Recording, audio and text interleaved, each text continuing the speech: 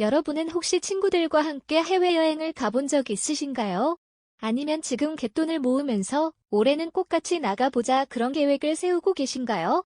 혹은 설레는 마음으로 함께 다녀왔지만 돌아와 보니 예전 같지 않은 관계를 경험해 본 적 있으신가요? 처음엔 그랬을 겁니다. 우리끼리면 얼마나 재밌겠어.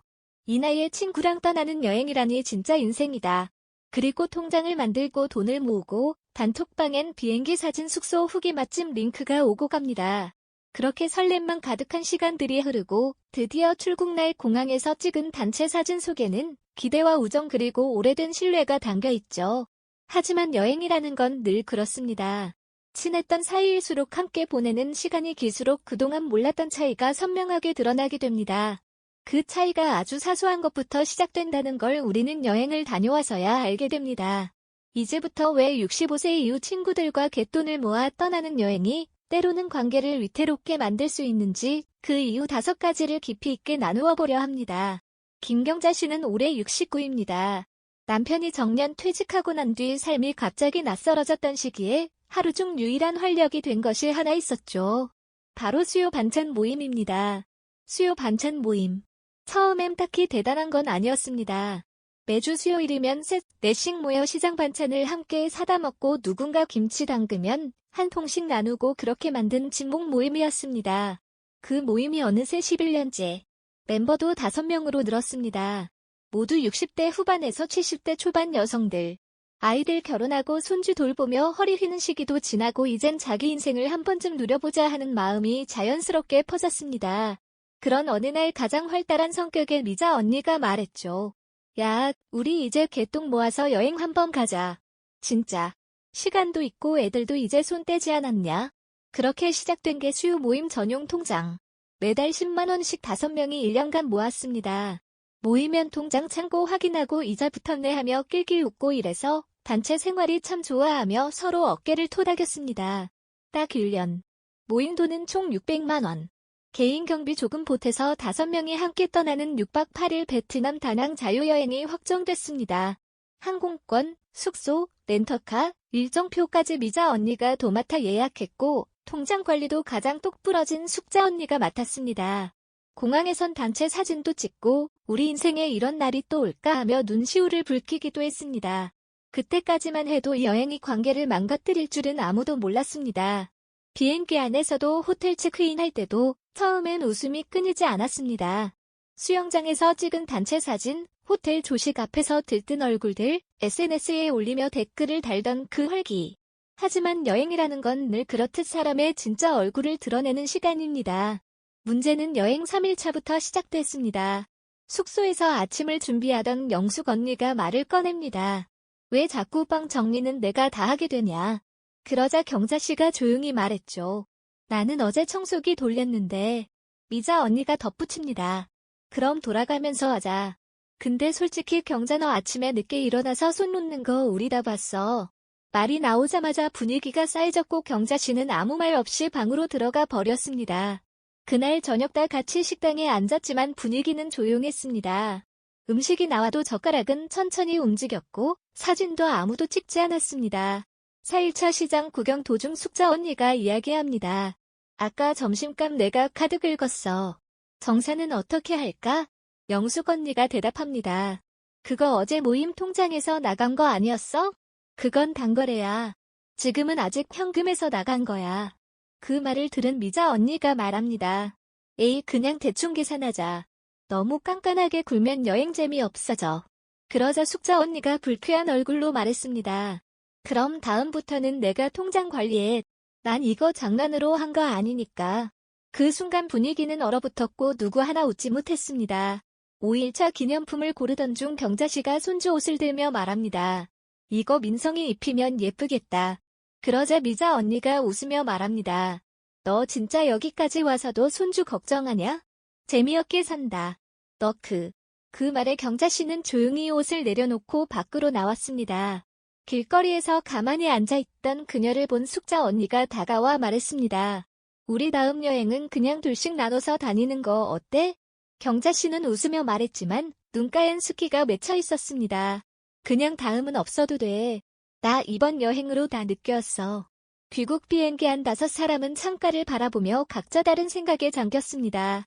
다정했던 인천공항 출국 때의 모습은 사라졌고 마치 서로 낯선 사람처럼 묵묵히 앉아있을 뿐이었습니다. 그 이후 수요 반찬 모임은 뜸해졌습니다.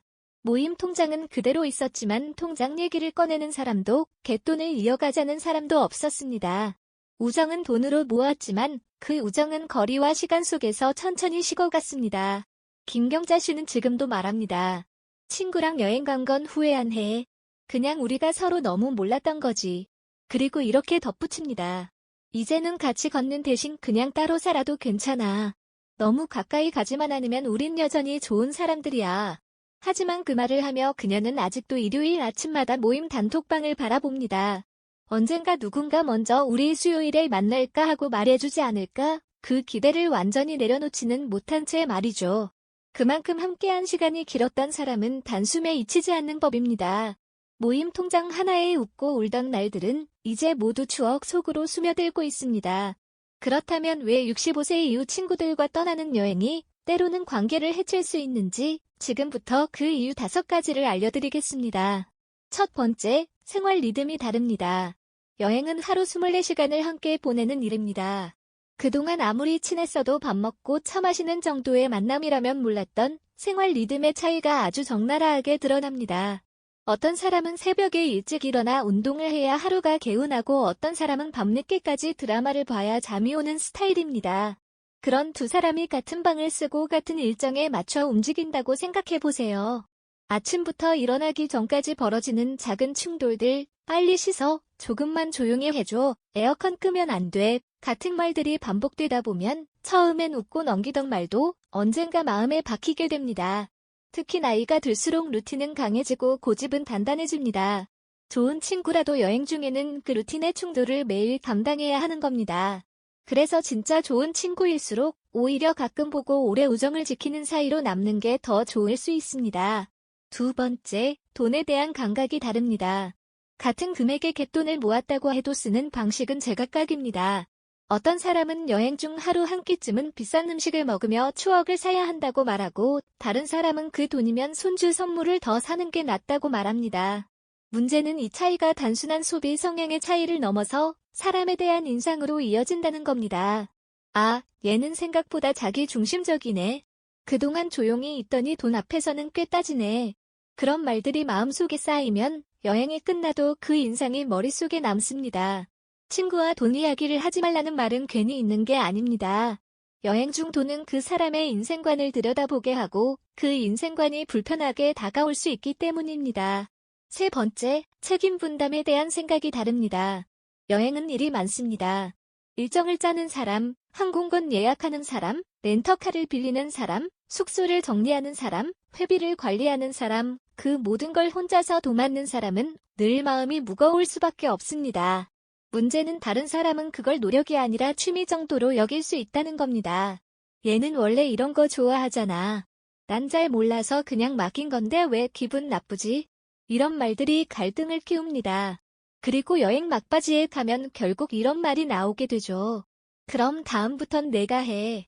우정이라는 건 큰 갈등보다 이런 작은 책임의 불균형에서 더 많이 깨집니다. 서로의 노력에 고마움을 느끼지 못하고 당연하다는 듯 넘어가는 순간부터 여행은 힘든 숙제가 됩니다. 네 번째, 말 한마디가 깊은 상처가 됩니다. 야, 넌 진짜 여행 와서도 재미가 없다. 그래서 내가 친구가 없는 거야. 넌 왜 항상 그렇게 느려? 이런 말들 평소에는 장난처럼 들릴 수 있습니다. 그런데 여행 중에는 다릅니다. 피곤하고 일정에 쫓기고 몸이 지치다 보면 감정의 여유가 사라집니다. 그 상태에서 던지는 말은 때론 진심보다 더 아프게 꽂힙니다.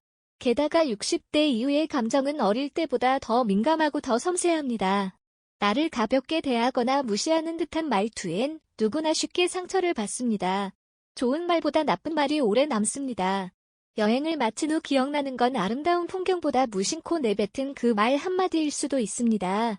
다섯 번째, 여행은 기억이 아닌 기준을 만들 수 있습니다. 가장 안타까운 건 이 부분입니다. 함께 여행을 떠나기 전까진 그 사람에 대한 기억이 전부 좋은 이미지로 채워져 있습니다. 함께 웃던 일, 밤 나누던 일, 힘든 시기에 어깨를 빌려주던 모습들. 그런데 단 한 번의 여행으로 그 이미지가 뒤집히는 경우가 많습니다. 그때부터 친구를 떠올릴 때 무의식적으로 이런 말이 떠오릅니다. 아, 그때 여행 가서 사람 다 드러났잖아. 그 여행 하나가 기억이 아니라 판단의 기준이 되어버리는 겁니다. 그렇게 한번 금이 간 관계는 다시는 예전처럼 돌아가기 어렵습니다. 친한 친구라고 꼭 여행을 같이 가야 할 이유는 없습니다. 함께 한 끼 밥을 먹고 시장 골목을 걸으며 서로의 소소한 하루를 나누는 것. 그게 어쩌면 더 깊은 우정일 수 있습니다. 특히 우리 인생의 후반부에서 관계는 많이가 아니라 오래가는 것이 중요합니다. 서로에게 너무 가까이 가지 않아도 괜찮습니다. 언제나 따뜻한 자리에 앉아줄 친구라면 여행보다 긴 삶이라는 여정 속에서 충분히 함께할 수 있을 테니까요. 사회생활을 하면서 우리가 마주하게 되는 다양한 사람들과 상황들 속에서 진정한 관계와 그렇지 않은 관계를 구별하는 일은 정말 중요합니다. 로버트 그린의 책 인간 본성의 법칙에 따르면 우리는 모두 각자의 역할에 맞는 가면을 쓰고 살아갑니다. 사회적으로 보이고 싶은 모습 혹은 감추고 싶은 본질을 숨기기 위해 쓰는 가면들 말이죠. 하지만 특정한 상황이 되면 이런 가면이 벗겨지고 우리의 본 모습이 드러나는 순간들이 있습니다. 가장 흔한 예로 스트레스를 많이 받거나 자신의 콤플렉스가 자극받는 상황에서 사람들은 본능적으로 자신을 방어하려 합니다. 예를 들어 학벌이나 외모에 대한 콤플렉스를 가지고 있는 사람이 비슷한 상황에 놓였을 때 감춰왔던 열등감이 갑작스럽게 폭발하며 예기치 못한 행동을 보이곤 합니다. 이런 순간들은 우리가 인간 본성의 단면을 관찰할 수 있는 흥미로운 기회가 되기도 합니다. 또 다른 예는 자신에게 아쉬운 것이 없는 상황에서의 행동입니다. 예를 들어 식당의 직원, 주차 관리 요원 혹은 택시 기사님들을 대하는 태도를 보면 그 사람의 진정한 모습을 확인할 수 있습니다. 이런 상황에서 예의와 존중을 보이지 않는 사람이라면 그들의 인간성을 다시 한번 생각해 볼 필요가 있습니다. 이러한 작은 행동들 속에서 우리는 진실된 인간관계를 파악하는 단서를 얻을 수 있습니다. 최근에 있었던 일화 하나를 소개할게요. 한 친구와 오랜만에 만나 점심을 먹기로 했습니다. 메뉴판을 보며 대화를 나누던 중 그 친구가 첫마디로 한 말은 오늘 내가 맛있는 거 사주는 거지였습니다. 단순한 농담일 수도 있겠지만 이런 말에서 그 사람의 기본적인 태도와 가치관을 엿볼 수 있습니다. 매번 먼저 얻어가려는 태도, 조금이라도 손해를 보지 않으려는 모습은 관계를 피곤하게 만들 수밖에 없습니다. 상대방이 느끼는 감정은 결국 그 관계를 지속하는 데 있어 중요한 기준이 되죠. 애덤 크랜트의 기브 앤 테이크에서는 인간을 세 가지 유형으로 나눕니다. 먼저 주기만 하는 기버가 있고 받기만 하려는 테이커, 그리고 상황에 따라 주고받는 매처가 있죠. 테이커의 행동이 계속되면 주변 사람들은 자연스럽게 경계심을 가지게 되고 이는 결국 인간관계를 좁히고 고립시킬 가능성이 높아집니다. 이러한 관계의 반복은 결국 사회적 신뢰의 붕괴로 이어질 수 있습니다. 그렇다면 우리가 신뢰할 수 없는 사람을 어떻게 구별할 수 있을까요? 업무나 부탁을 맡긴 뒤에도 끊임없이 간섭하고 의심하는 사람은 장기적으로 함께하기 힘든 유형입니다. 이런 행동은 그 사람이 스스로 신뢰를 받아본 적이 없거나 타인을 믿는 방법을 알지 못한다는 것을 보여줍니다. 이는 단순히 업무적인 관계에서뿐만 아니라 일상적인 인간관계에서도 마찬가지입니다. 맡긴다면 믿어야 한다는 기본 원칙이 결여된 사람과는 지속적인 관계를 유지하기 어렵습니다. 또한 작은 약속을 반복적으로 어기는 사람도 주의해야 합니다.